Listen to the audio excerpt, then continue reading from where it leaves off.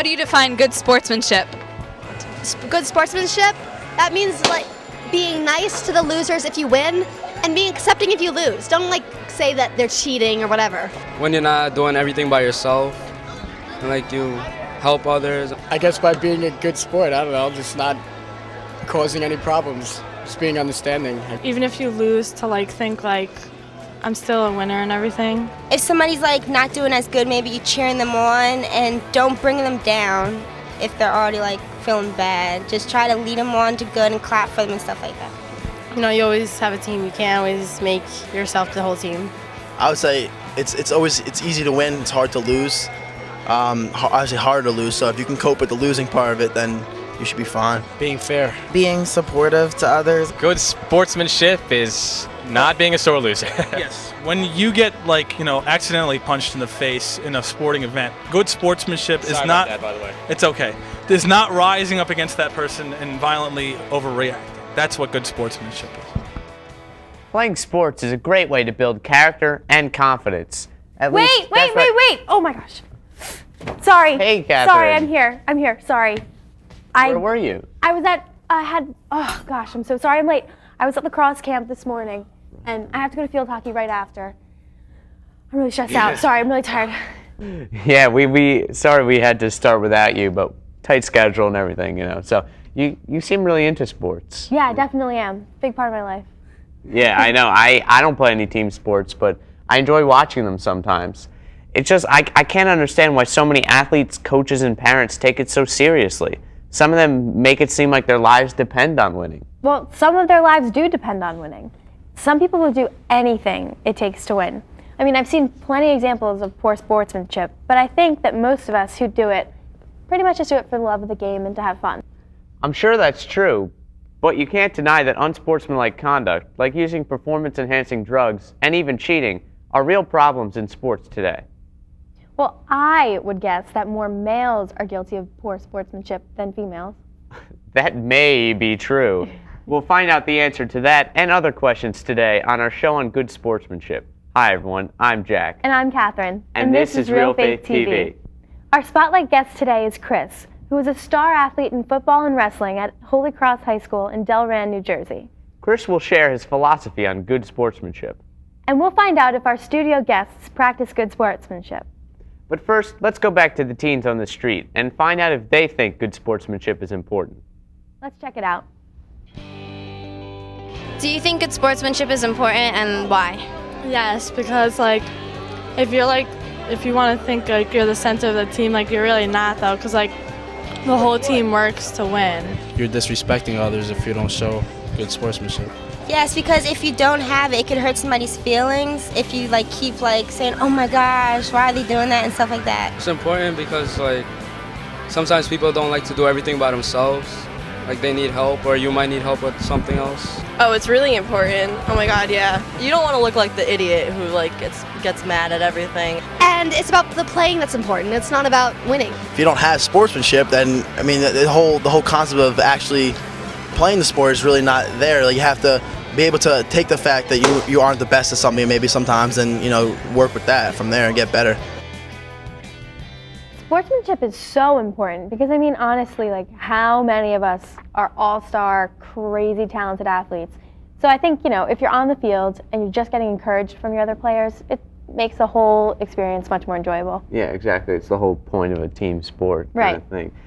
Let's meet our studio guests and find out about their experiences with good sportsmanship. Okay, they are Ian, Matt, Carly, Sarah, Aiden, and Jessica. So, how important is good sportsmanship to you guys? Sportsmanship, oh man, that is really important when you're playing sports. I mean, it could just be a simple good luck or shaking hands after the game, but it's really key when you're playing because it makes you enjoy the sport a lot more. Especially when it's a contact sport, when it's so easy to just throw an elbow or kick somebody. Yeah. I know playing soccer and basketball, it's really aggressive and competitive, so. Yeah, it's so easy to get caught up in like the aggressiveness, but you kind of just have to be the bigger person and kind of walk away from it. I fence, and everything in fencing is kind of based on, you know, good sportsmanship and etiquette and everything, because, you know, you have to bow, salute and everything, shake hands after the match and all that. Like, it's all built on, you know, kind of being polite to the other person and everything, so it's a very important part of it. Yeah, although skiing is kind of like a singular sport, basically being a good sport is kind of like sharing the mountain with the snowboarders and people who aren't that good yet, like the noobs. And and you ski down, you know, you share the mountain with them, or like, you know, if you're not skiing, you sit down on the side and let them pass, or you don't want to cut them off. That'll seem really rude. Yeah, I think that good sportsmanship is important in sports, because when I play like games like lacrosse, I do it to have fun, and when people are acting like bad sports, then it kind of turns it into a chore and it's not fun anymore, so it kind of ruins it. Yeah, like I play soccer, and when you have your coaches having bad sportsmanship or your teammates, it's just frustrating and it takes away the fun of the game, and that's the whole point of playing soccer, so you can have fun. So when people don't have good sportsmanship, it just ruins everything. According to the 2004 Sportsmanship Survey by the Character Counts Coalition, high school sports build character. But in many cases, young athletes simply learn to cheat, engage in improper gamesmanship, and indulge in excessive violence. And according to the Josephson Institute of Ethics, too many youngsters are confused about the meaning of fair play and sportsmanship. and they have no concept of honorable competition. Our spotlight guest, Chris, doesn't confuse fair play and sportsmanship. He was among the best in the state of New Jersey in his wrestling weight class. And he believes that being a good sport is important. Let's meet him now. I'm a three-time region champ, four-time district champ, three-time state place winner. They were all definitely hard accomplishments, but you know, hard work pays off. Wrestling is just way different from any other sport because it's just so mental and it's just one-on-one, and you know, that's already, you know, enough pressure on somebody. You got nobody to blame. You got, you know, you go out there by yourself, you know. If you lose, you know, it's in the paper that so-and-so lost, not, you know, Holy Cross this, or it's just you lost. And that's really tough on someone. My definition of good sportsmanship would be very, you would have to be very conservative whether you win or lose. If you win, you don't want to get in the person's face, you know, I won. Or if you lose, you don't want to, you know, punch a wall or something. If you lose, you shake the kid's hand. You were the better person this match. But if you win, you know, also good job, buddy. You know, you give me a run, and just be conservative. Don't celebrate too much, and you know, don't flip out too much. Just be kind of the same, win or lose. I think sportsmanship is very important, because it's not only a reflection of how you perform, good or bad, it's also a reflection on who your personality is, you know, who you really are in life. Not only losing a match, you'll be mad and punch something, but you know, if you fail a test, you can't flip out either. You just gotta put it behind you and move on. I practice good sportsmanship, you know, in a lot of ways. If I knock a kid down, I'll help him up. If I see a kid down on the football field, I'll help him up. If you know, if a kid wants to, you know, get dirty with me during a wrestling match and like hit me in the face or something when it's uncalled for, he's losing, he's frustrated, you know, I'll just smile at him. I'll say, you know, buddy, if that's what you got to do to win, then that's what you got to do. But you know, it all comes down to fairness. You got to have good sportsmanship. I think the best display of good sportsmanship I've seen is when a girl will help another girl up off of a cross field. Like, it's so intense. People are checking each other and getting hit in the head. But if a girl can just bend down and help the girl that she knocked over, I think that's really awesome. Yeah. So Chris talked a little bit about the pressure to win. How much pressure do you guys feel to win? When it's a big game, like a championship or going to the championship game, you always have like coaches and fans on the sideline yelling at you, telling you what to do and how to play, and you have to win and all that stuff, and it's a lot of pressure. I think there's a lot of pressure when your school team is playing like the rival school. Yeah. And because it's not like it really counts for too much, because it's just a regular everyday game, but the fact that you're playing people who like you've been competing with for a really long time, it kind of heightens the intensity.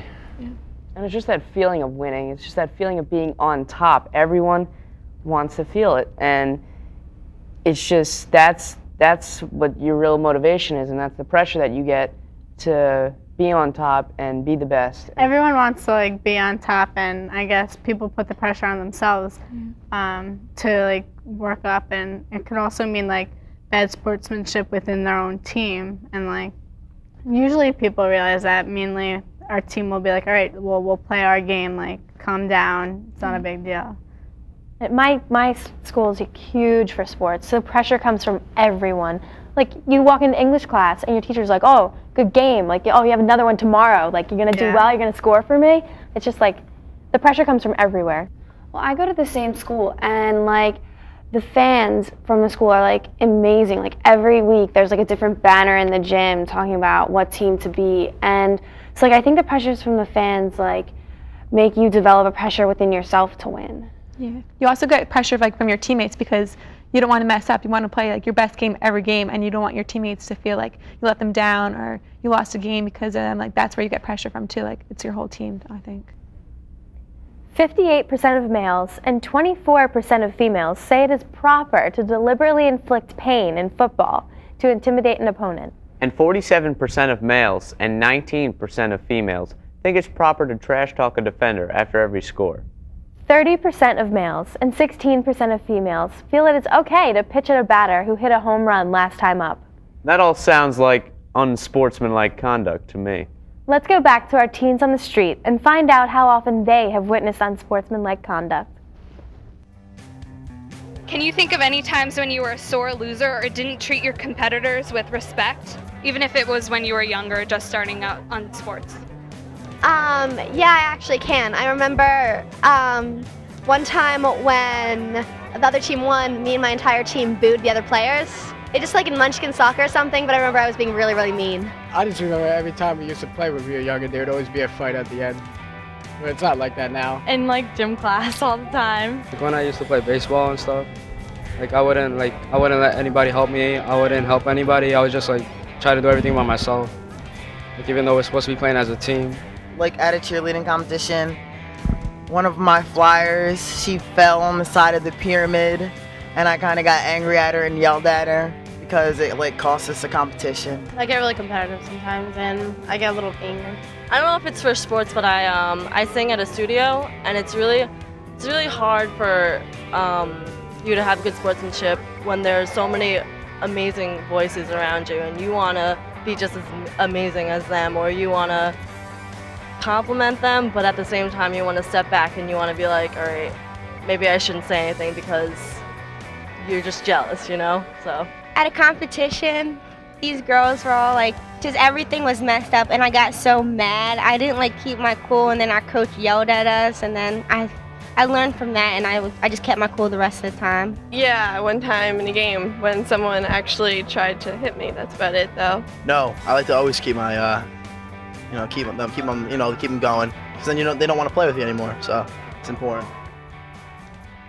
So, have any of you witnessed unsportsmanlike conduct?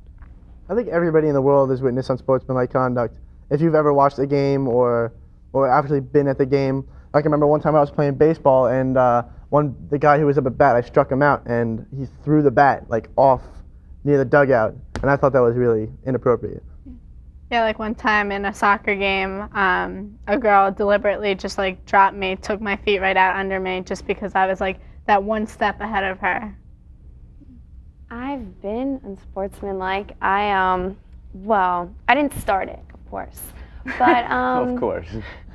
I'm a goalie for soccer, and we're playing this pretty hardcore match against Springfield, and a girl I used to play on a team with, like, I stopped her goal, I was on the floor, and she like stepped on my leg. So like, I was on the floor, and they're like, oh, she just doesn't want to play because she almost missed the goal, and I was like, oh no. And I had like this huge cleat mark on my leg, and I was bleeding, and my coach made me stay in. But at the end of the game, I was like, I am not shaking their hands, because I was so mad because we lost the game on top of it, but he made me shake their hands. So it was pretty immature of me, but my coach helped me get through it. Yeah, I was kind of in the same situation. Like, my team won against our rivals or whatever, and the coach from the other team, when we were supposed to shake hands at the end of the game, he just walked away and he wouldn't shake our hands. And we were all like, okay, like, he's supposed to be mature, he's supposed to like set an example, and he just wouldn't shake our hands. So my coach was like, don't worry about it, like, we'll just forget about it. But it was really weird, and there was like no sportsmanship there. Yeah, I remember I was at a lacrosse tournament once, and one of my teammates was, I think he was playing midfield, and he was on attack, and one of the defenders checked him from behind to begin with, so that got him mad, but he kind of brushed it off, it was kind of like, what's your problem? But then later on, the same guy came around and wrapped his stick around his neck and started choking him. And so then he went off. He just couldn't control himself after that. And, he could have showed a little more sportsmanship and let it go. But, things happen when you push people too far, so. Yeah, I was at one of my sister's basketball games once when she played basketball, and they had beat a team like really badly, and I guess the other team didn't take the loss too well. So when they were about to shake hands, the people on the other team spit on their hands before. So. Yeah, in the 2006 World Cup, Zidane on the French team headbutted the guy in the Italian team, and that was a really big example of bad sportsmanship. And it kind of just showed all the kids and everyone who was watching, like, his consequences. He got thrown out of the game, and France lost. Right. And he was the captain too, and I think he retired after that. That's really embarrassing. So it's like a bad name for him forever now. It's a terrible way to go out too. A quote from the National Federation of State High School Associations says, "Good sportsmanship is conduct which involves a type of self-control, involving honest rivalry, courteous relations, and gracious acceptance of results. If a school is to succeed in one of its prime functions, that of developing good citizenship, it's necessary that student groups radiate proper sportsmanlike conduct." Sportsmanship is good citizenship in action. Who are the good citizens we look up to when it comes to role models in sports? That's what we ask the teens on the street. Let's check it out. Who have been some of your role models when it comes to sports, if you have any? Her, actually. I've always been the sporty one in the family. Michael Jordan. I would say Muhammad Ali, but he can be kind of, pushing it. But I've also liked, Michael Jordan. He was a great player. Dirk Nowitzki, Dallas Mavericks. Go Mavericks. Jeff Gordon, he's a great driver and spokesman. I guess like Michael Jordan and like Wayne Gretzky, because you never see them like have problems. They always show good sportsmanship. I would probably say my father. Just, my mother also just let me know like when something went wrong, teach me what to do after that. So my dad has always like told me to, you gotta help people and you gotta let them help you if you need help. It had to be my coach of my cheerleading team. Parents and coaches. The late, great Mookie Blaylock. He was a basketball player. I forget for which team. My coach, definitely, and other teammates, and my parents teach me to be nice to others, to everybody, to everybody equal. My role model has probably always been a girl that played both my sports a couple years before I did. Like, she was a few years older, and I just looked up to her like the entire time. She was extremely intense, and but always like just kind on the field. Our spotlight guest, Chris, found that one of his opponents was a role model for him. Let's check it out. Kyle Milnes was one of the kids that, I looked up to my career in wrestling. Sometimes when I was in a tough match and I lost, and he told me, just gather it all together and get the next one. I would see him lose, and he took it like a sport. He didn't get mad or throw his headgear or yell at his coach coming off the mat, but I just saw what he did, and I liked him a lot for who he was, and he inspired me throughout my wrestling career. It was in my sophomore year. He was a senior, and he came up to my weight class, which was 119, and the whole state made it out to be this big rivalry because he accomplished so much, but I didn't accomplish much yet because I was only a sophomore, and I was known as a very talented wrestler. He was going for his 4th district title, and I was going for only my 2nd. When they see the match end and I decisioned him 10-4, everybody's going to think that I'm just going to run off the mat and, scream and cheer in his face. But, I gave him a hug because, he gave me a run for my money, and he's a very talented wrestler, and I respect him in all aspects. I said, "Good match, man. You're gonna have a good run at regions and states and everything." And he was like, "Oh, I'm all right, man. I'll be fine once I get an Oreo McFlurry," and that was pretty funny. Yeah, even when he lost, he was a good sport about it. He took it very well, and I like him for that. I think it's cool that Chris actually found one of his opponents to be a role model of good sportsmanship. Yeah, definitely. Have any of you found your opponents to be good role models? And maybe if not, who are your role models? I always respect the girls, whether I'm playing lacrosse or soccer. If they knock me down, usually I'll get a little mad about it, but I always respect them when they put their hand out just to help me up. And that is just that has taught me to do that to other players that I will knock down. One time we were playing against a team in basketball, and it was a really close game. We were getting crushed, and then we came back and ended up losing by a point. And even though the other team was kind of sour, they still came up to us and were like, "Oh, you guys are so great. You kept a lot of heart." And I thought that was really admirable of them. I think captains are usually really good role models, just in general. So have any of you been disappointed by role models that you had who took steroids or performance-enhancing drugs? Yeah, it's really sad to hear about all the people who play professional sports and they have to use performance-enhancing drugs or steroids, such as Jason Giambi, how he used steroids in the major leagues, and I just think it's really unprofessional. Yeah, unprofessional of them to just go out and have to cheat in order to get that recognition and that fame. Winning at all costs, especially when it involves steroids and performance-enhancing drugs, is clearly something that's dangerous. And creates a playing field that's unfair. We respect our bodies because they're a gift from God.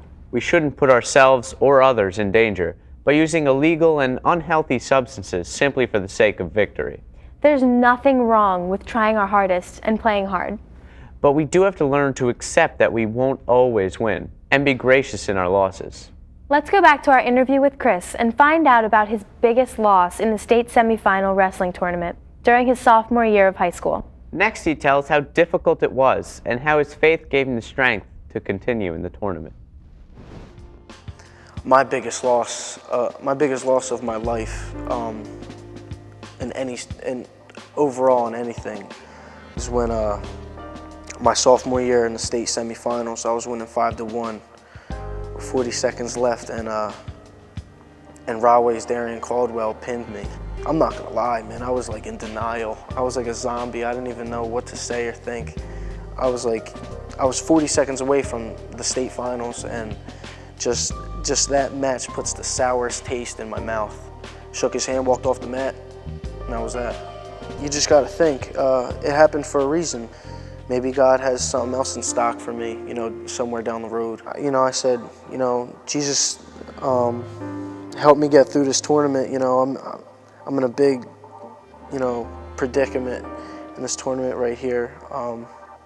Just help keep me safe for the remainder of the tournament and help me wrestle to the best of my ability. Not everybody's perfect. If they want to cheat or if they want to, do something bad after the game for losing, you just got to forgive that person, and you can't retaliate back because that would be bringing yourself down to their level, and you don't want to do that. But that's just people you got to pray for. People that have bad sportsmanship, pray for them, help them to be better sports.